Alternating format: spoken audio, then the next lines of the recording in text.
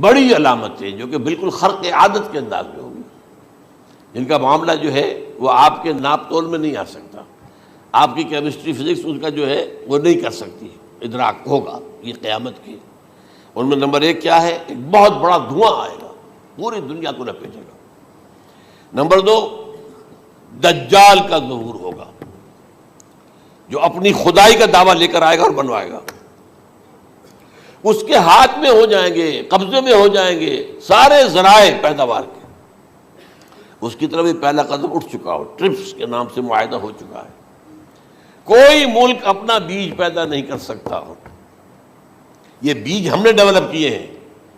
ان کے ڈیولپمنٹ سے پہلے تم ایک ایکڑ سے کتنی گندم لیتے تھے، آج کتنی لے رہے ہو؟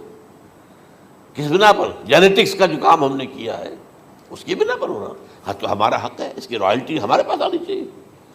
لہذا صرف ان اداروں سے، ملٹی نیشنل سے خریدا جائے گا بیج، اور بیج بھی وہ دیں گے وہ کہ جس سے جو فصل اگے گی وہ بیج نہیں لا سکتی، وہ بیج کا کام نہیں کر سکتی۔ جیسے آپ کو معلوم ہے کہ آپ کے ہاں جو گوشت کھایا جاتا ہے مرغے کا، تو مرغا وہ جو ہے اس میں مرغا ہو یا مرغی ہو، اس کے اندر کوئی وہ کیفیت ہی نہیں ہے۔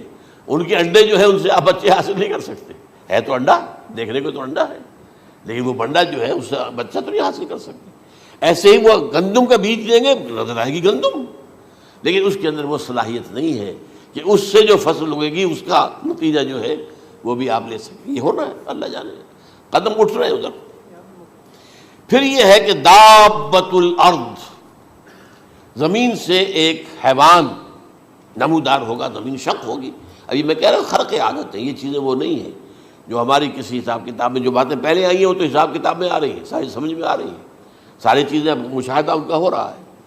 لیکن یہ ہے کہ دابۃ الارض، یہ کہتے ہیں کہ کوہ صفا، اس میں تو نہیں ہے حدیث میں، کوہ صفا پھٹے گا اور اس میں سے ایک حیوان دابہ وہ ظاہر ہوگا، تو اسی لیے فرمایا ہے وَإِذَا وَقَعَ الْقَوْلُ عَلَيْهِمْ أَخْرَجْنَا لَهُمْ دَابَّةً مِّنَ الْأَرْضِ تُكَلِّمُهُمْ، تو ہم اندر سے پیٹ کے چیر کر زمین کے پیٹ کو ایک حیوان کو برآمد کریں گے جو انسانوں سے بات کرے گا، گفتگو کرے گا۔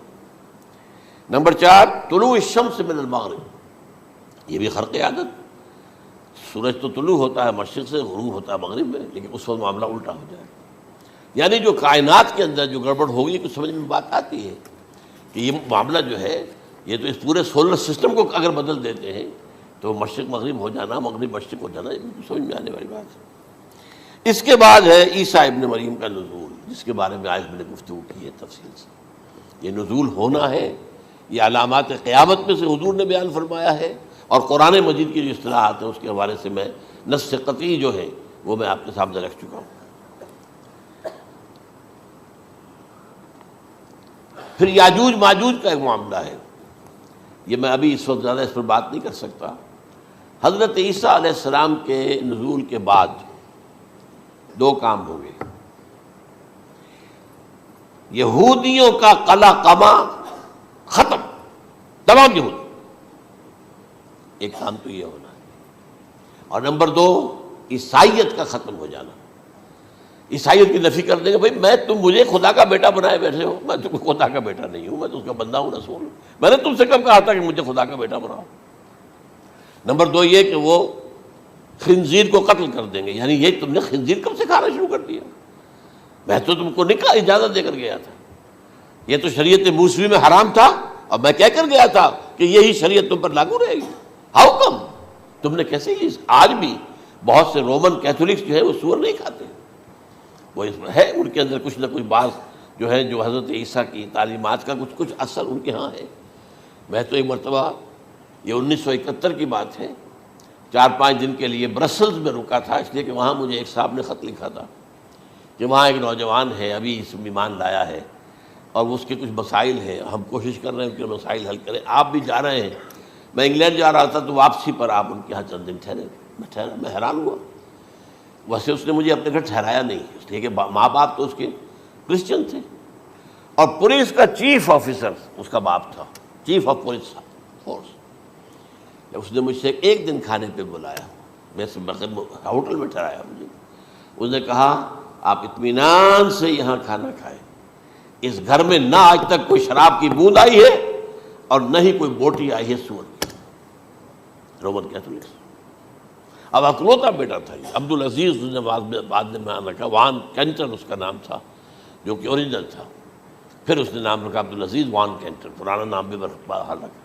نہایت خوبصورت، 28 سال کی عمر تھی، اور اس وقت میں نے دیکھا تھا کہ اس کی فقہی معلومات جو ہے میری معلومات سے 10 گنا زیادہ۔ اس کی وجہ کیا ہے؟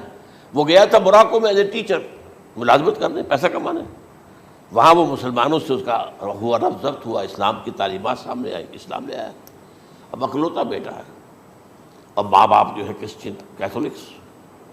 جب وہاں سے واپس آیا تو پھر کہتے ہیں کہ ہمارے درمیان ایک معاہدہ ہے، وی آر لیونگ ٹوگیدر، لیکن یہ معاہدہ ہے ہم مذہب پہ بات نہیں کریں گے، بس باقی جو بھی ہے وہ ساتھ رہ رہے ہیں۔ لیکن میں حیران ہوا، مجھے معلوم نہیں تھا۔ اچھا، اس کے بعد اس نے جب اسلام کا فیصلہ کیا تو اس کے سامنے سوال آیا کون سی فقہ اختیار کروں؟ تو اس نے بڑی جو ہے تھورو اسٹڈی کی ہے تمام فقہوں کی، کمپیریٹو اسٹڈی، ان کو کرنے کے بعد پھر فائنل فیصلہ اس کا یہ تھا کہ حنبلی فقہ میں اختیار کروں۔ چاروں فقہوں میں سب سے لیٹسٹ حنبلی ہے، یعنی حنفی نمبر 1، پھر مالکی نمبر 2، پھر اس کے بعد شافعی نمبر 3، پھر یہ امام احمد ابن حنبل ہے۔ اور امام احمد ابن حنبل کے زمانے تک احادیث بہت بڑے پیمانے پر جمع ہو چکی تھی، جبکہ ابھی حضرت امام ابو حنیفہ کے زمانے میں کوئی اتنا زیادہ جو ہے حدیث کا بھی ذخیرہ نہیں بنا تھا۔ اسی پر تو لوگ حیران ہوتے ہیں کہ زیادہ حدیث امام ابو حنیفہ کے علم میں نہیں تھی، لیکن مجال ہے کہ ان کا کوئی فتویٰ جو ہے کتاب و حدیث کے، کتاب اور سنت کے خلاف ہو۔ اگرچہ انہوں نے صاف کہا کہ اگر تم پاؤ کوئی ایسی سچی حدیث، پختہ حدیث جو میری کسی رائے کے خلاف ہو تو میری رائے کو دیوار پر دے مارنا اور اس صحیح حدیث کی پیروی کرنا۔ لیکن ویسے اس کے بعد یہ کمال یہ ہے کہ بہت ہی کوئی شاذ معاملہ ہے کہ جس میں ان کا کوئی فتویٰ وہ کتاب و سنت کے منافی ہو یا سنت کے منافی ہو۔ کتاب پہ تو سوال پیدا نہیں ہوتا، کتاب تو ساری ان کے سامنے موجود تھی۔ اس کے بعد یہ ہے کہ یاجوج ماجوج، جس میں بتا رہا تھا آپ کو کہ جب عیسائیت بھی ختم ہو گئی، یہود ویسے ختم ہو گئے، استیصال ہو گیا، جڑ کٹ گئی، اب عیسائیت گویا کہ اسلام میں ضم ہو گئی، عیسائیت مذہب ختم، یہودی خود ختم۔ اب یہ طاقت کتنی ہو جائے گی؟ تقریباً 2/3 دنیا آ گئی،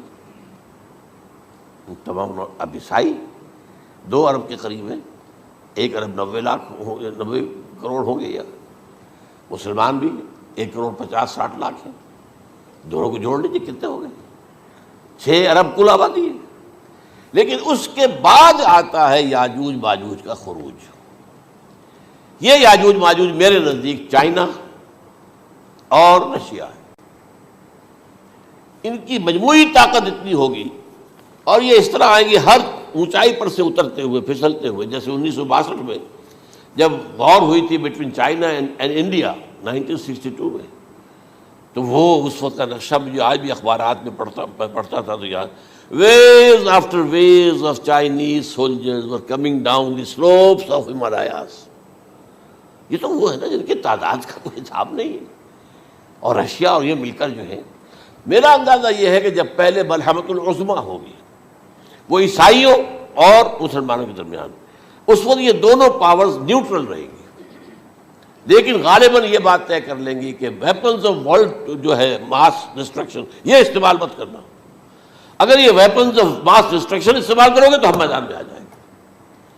اس میں وہ جنگ جب ہو چکے گی، پھر حضرت عیسیٰ کو فتح حاصل ہو جائے گی، اور پھر یہ کہ یہودیت ختم ہو جائے گی، عیسائیت بطور مذہب ختم ہو کر اسلام میں ضم ہو جائے گا، پھر وہ 40 برس کا عہد حکومت ہے حضرت عیسیٰ علیہ السلام۔ لیکن جب یہ فتح ہو جائے گی ان پر، اب یاجوج ماجوج آئیں گے، اور اتنی تعداد میں آئیں گے کہ بحیرہ طبریہ جو ہے اس کا سارا پانی پی جائیں گے۔ یہ تو اگر آپ کو کبھی اندازہ ہو یا کوئی آپ جانیں ان لوگوں کو جو ان چینیوں سے واقف ہیں، وہ کہتے ہیں زمین پر ہلتی ہوئی کوئی چیزوں سے وہ چھوڑ کے کھا جائیں گے۔ جہاں وہ جاتے ہیں ایز اے لیبرر، وہاں کے جو سارے کتے ہیں ختم، ساری بلیاں ختم، ہر شے، وہ جو سانپ کھاتے ہیں، ہر چیز کھاتے ہیں، اور یہ تمام ایسٹرن کنٹریز کے اندر ہوتا ہے، بڑی ڈیلیشس ڈشز ہیں یہ سانپ وغیرہ وغیرہ۔ اور یہ جس طرح کھا جائے، پانی پیا ایک قطرہ نہیں رہے گا اس پر، تو پھر جو ہے اللہ تعالیٰ اس وقت جو ہے اس میں ایک ایسی بیماری پیدا کرے گا، یہ سب مر جائے، یہ معجزے سے ہوگا۔ یعنی ان کے اوپر فتح جو ہے وہ عام لڑائی کے ذریعے سے نہیں ہوگی، بلکہ اس کے اوپر فتح جو ہوگی وہ اللہ تعالیٰ سے بوجھ، ایک بیماری پیدا ہوگی، سب مر جائے گا۔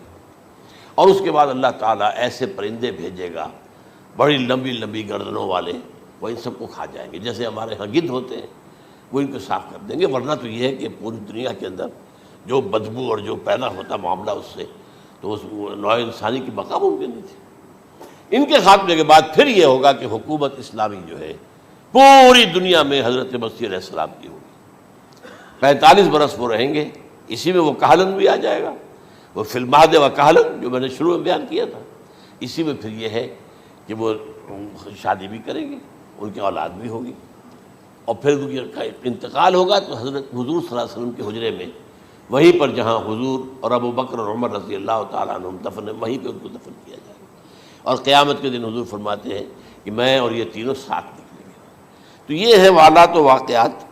بہرحال اس میں یہ ہے کہ یہ نوٹ کر لیجئے کہ جہاں تک ہمارے ہاں آج کل کا معاملہ ہے، میرے نزدیک میں یہ کہنے پر مجبور ہوں، جو رفع و نزول مسیح کو نہیں مانتا وہ کم سے کم منکر حدیث ضرور ہے۔ میں اس سے کم کا فتویٰ نہیں دے سکتا۔ اب یہ ہے کہ جو لوگ مہدی کو نہیں مانتے ان کا معاملہ میں مختلف سمجھتا ہوں، چند منٹ لے رہا ہوں آپ کے، اور اس لیے کہ ان کی حدیثیں صحیحین میں نہیں ہیں، بخاری مسلم میں نہیں، اور یہ کہ بہرحال ان کا معاملہ جو ہے وہ ایسا نہیں ہے حضرت عیسیٰ کا۔ حضرت عیسیٰ کے آنے کا جو کچھ ہوگا وہ تو میں نے آپ کے سامنے بیان کر دیا، لیکن یہ ہے کہ حضرت مہدی ہمارے نزدیک اس میں خرق عادت کوئی ہے ہی نہیں۔ جیسے ہر صدی کے مجدد ہوتے ہیں، آخری صدی کے مجدد وہ ہوں گے، اور میرے نزدیک یہی آخری صدی ہے، اور اسی میں حضرت مہدی کا ظہور ہو جانا۔ سعودی عرب میں کوئی خانہ جنگی ہوگی کسی بادشاہ کے انتقال پر، اور پھر اس وقت یہ ظاہر ہوں گے، اس وقت ملک کے حالات کو سنبھالنے کے لیے لوگ ان کو زبردستی نکالیں گے، چھپے ہوئے ہوں گے ایک گھر میں۔ یہ حضرت ام سلمہ رضی اللہ تعالی عنہ کی روایت ہے کہ ایک بادشاہ کے انتقال پر یہ خانہ جنگی ہو جائے گی، اور ایک شخص مدینے سے بھاگ کر مکے میں چھپ جائے گا۔ یہ تو ہے ان کے الفاظ، میں توجیہ کر رہا ہوں۔ یہ لوگ ان کی طرف دیکھ رہے ہوں گے کہ یہ جو وقت آیا ہے فتنے کا ہماری قوم پر، ہمارے ملک پر، تو ان کی شخصیت ایسی ہے کہ یہ بیچ میں آئیں، صلح صفائی کرائیں، اور وہ جو ہے اس ذمہ داری سے بچ کر بھاگیں گے اور جا کر مکے میں چھپ جائیں گے۔ پھر لوگ انہیں تلاش کر کے نکالیں گے اور زبردستی ان کے ہاتھ پر بیعت کریں گے، ورنہ وہ اتنے بڑے منصب کو۔ اور پھر یہ بھی ہے، ایک حدیث میں آتا ہے یصلحُ فی لیلۃ واحدہ، ایک رات میں ان کی مکمل اصلاح کر دیں گے۔ یعنی اگر کوئی تھوڑا بہت نقص اور عیب کوئی ہوا بھی، کوئی کمی کوتاہی ہوئی بھی، تو اللہ تعالیٰ ایک رات میں اصلاح کروا دیں گے۔ لیکن ہمارے نزدیک اس قدر کوئی خرق عادت ہے ہی نہیں۔ البتہ جو کہتے ہیں اہل تشیع، وہ خرق عادت ہے کہ ان کے 12ویں امام جو ہے وہ بچپن ہی کے اندر اس خوف سے کہ جو بنو عباس بادشاہ ہیں وہ ان کو قتل کر دیں گے، تو وہ ایک غار میں چھپا دیے گئے۔